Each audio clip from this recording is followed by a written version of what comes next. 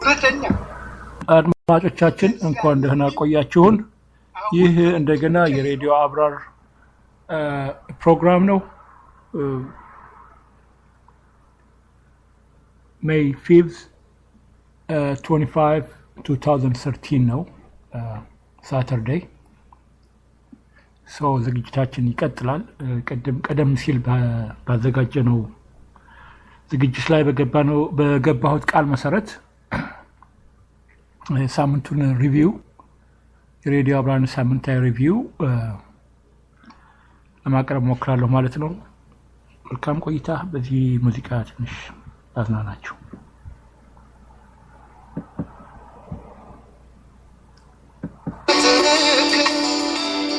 አንቺ የደግነት አባም ነሽ ምግባረ መልካም በደስታሽ ለሳቅሽ ረካለሁ ሲከፋሽ ስታብቂ ማዝናለሁ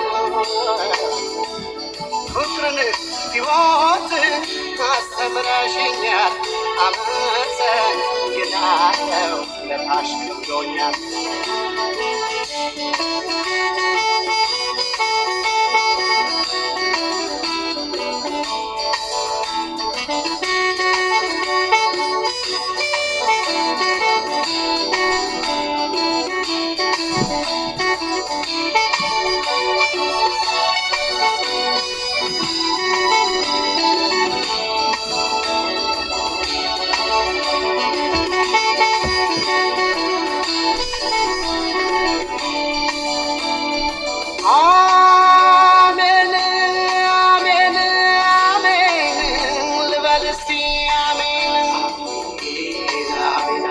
አምላክ ፍቅሬን አንቺን ቢሰጠኛል ቋሜን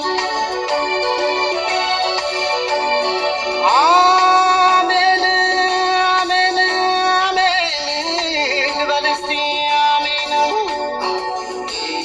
አሜን አሜን ሰላምን ጽናትን ፍቅርን ባንቺ አየሁ ሕይወትን ክፉይንካሽ በምድር ክፉይንካሽ ባለም ኖሪልኝ ዘላለም ዘላለም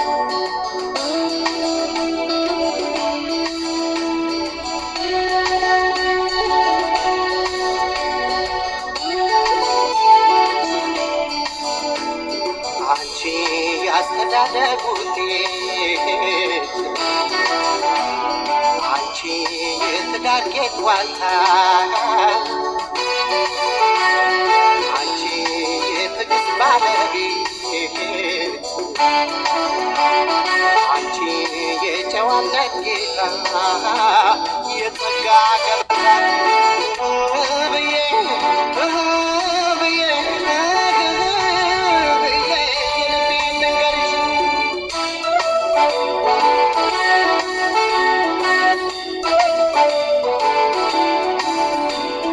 አንቺ የዳኝነት ሚዛን አንቺ የሴት ሊቅ አስተዋይ አንቺ አንቺ አንቺ የሚስጥሬ ሙዳይ አንቺ የጭንቄ ተካፋይ አርቀሽ አስተዋይ በደስታሽ በሳቅሽ ረካለሁ ሲከፋሽ ስታብቂ ማዝናለሁ ፍቅርን ሕይወት አስተምረሽኛል አመሰግናለሁ ለታሽ ከብዶኛል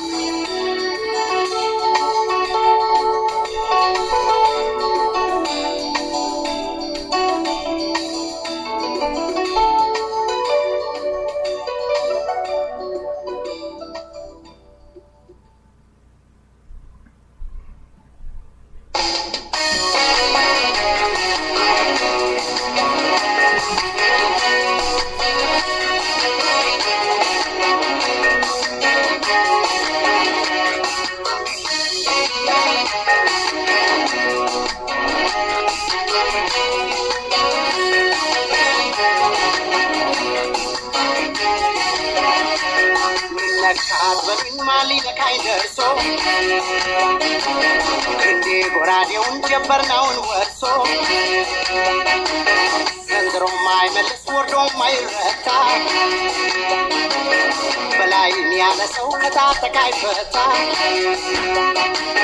እንግዲያው ማንደፍሮኝ ሞክረኝና የስመጥሩ ሰው የበላይ ነኝና ልቤ ፍቅር ሰራ አባይ ወዲያ ማዶ የበላይ የተ ጎጃሜውን ወዶ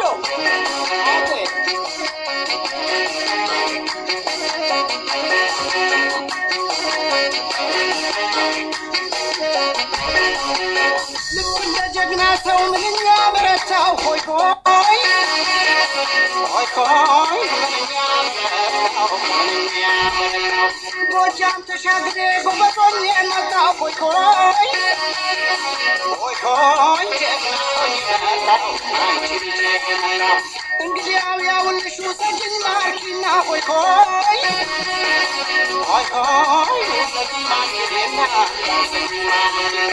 እንደፈለግሽ አግኝ በላይ ነሽና ሆይ ሆይ ሆይ ሆይ በላይ ነሽና ደሜዋ አድማሜዋ ደሜዋ አድማሜዋ ወንቺ ጎጃም ትንሽ እንዴት ነሽ ማሬዋ ጋምዬ ነጋምዬ ጋምዬ ጋምዬ ደፋራሪው ልቤን እንደበላይ ጋምዬ ጋምዬዋ ወይ ደምዬ ወይ ደምዬዋ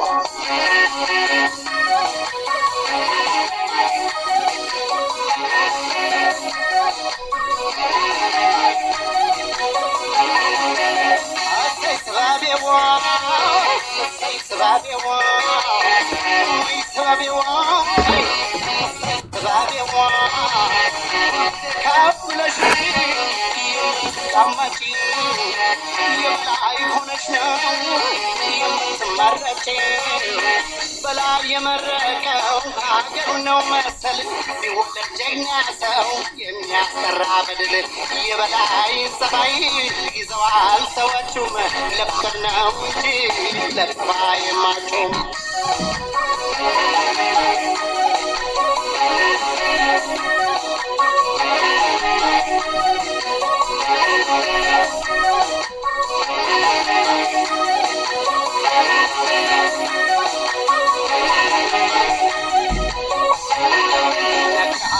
ማሊ ለካይ ደርሶ እንዴ ጎራዴውን ጀበርናውን ወርሶ ዘንድሮ ማይመልስ ወርዶ ማይረታ በላይ ያለ ሰው ከታጠቃ ይፈታ እንግዲያው ማደፍሮኝ ይሞክረኝና የስመጥሩ ሰው የበላይ ነኝና ልቤ ፍቅር ሰራ አባይ ወዲያ ማዶ የበላይ የተ ጎጃሜውን ወዶ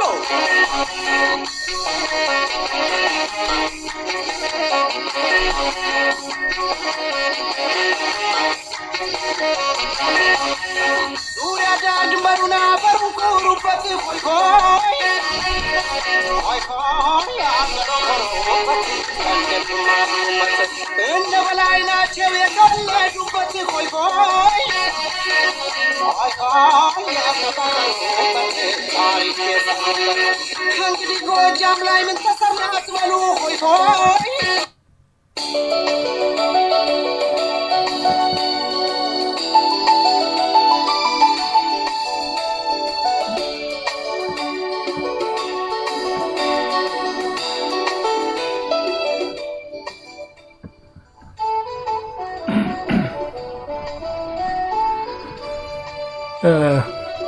እንደገና እንግዲህ አድማጮቻችን መልካም ቆይታ የዛሬው የውይይት ርዕሳችን የሳምንቱን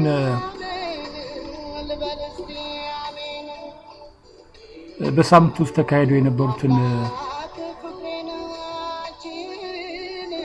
አንዳንድ ውይይቶች በተመለከተ የራሴ የሆነ አቋሜን ለመስጠት ነው። እና የመጀመሪያው እንትን ምንድነው ዛሬ ፖለቲካል ሲቪሊቲ ሩም ሙሉ ነበር፣ ወደ 500 ሰው ማለት ነው። ከዚያ በኋላ ደግሞ በሌሎች ሩሞችም ውስጥ የተሰጋቡ ነበር። ትልቁ የቲም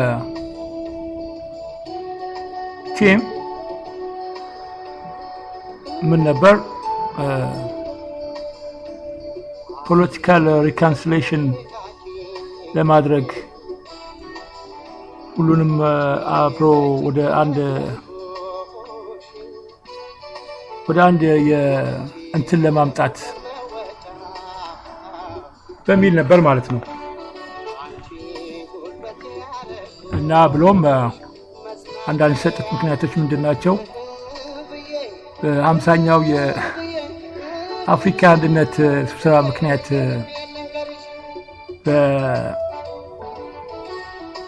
አሁን ስልጣን ላይ ያሉት መንግስት ተወካዮች ሊገኙ እንዳልቻሉ ነው። ምናልባት ሊገኙ እንደማይችሉ ነው። አይ ቲንክ በሚቀጥሉት ጥቂት ቀናቶች ውስጥ ደግሞ ኮንፈረንሱ ይካሄዳል ማለት ነው። ወል ቀደም ሲል ባለው ዝግጅቴ እንደገለጽኩት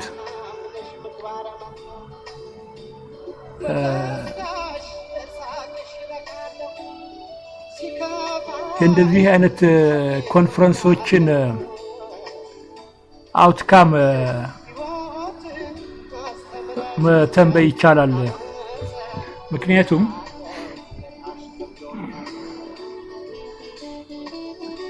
በመጀመሪያ ደረጃ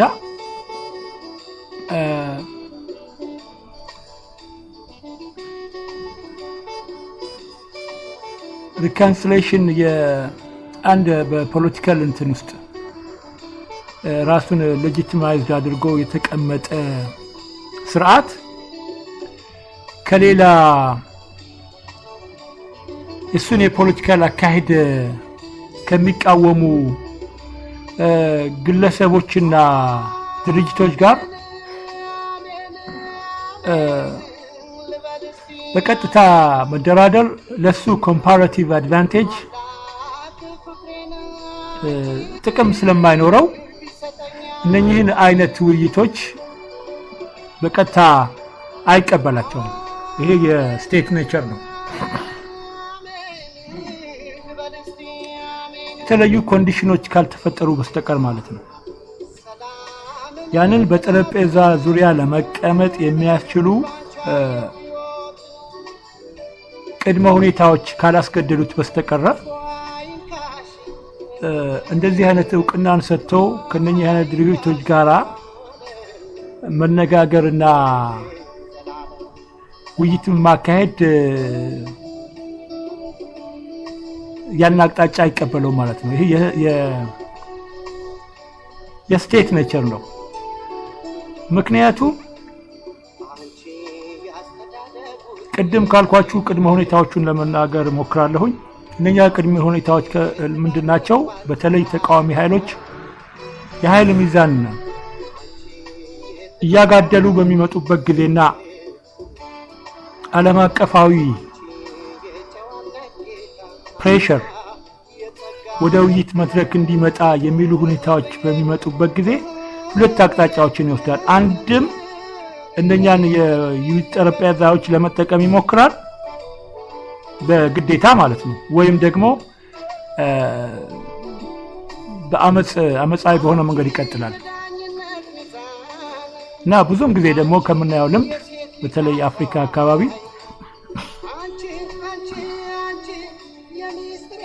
ሁለተኛውን አቅጣጫ ነው ማለት ነው የሚመርጡት መንግስታት። ስለዚህ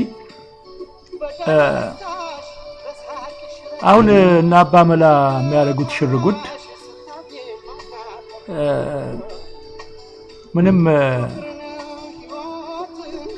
ምንም አይነት አውትካም ሊያመጣ አይችልም ማለት ነው።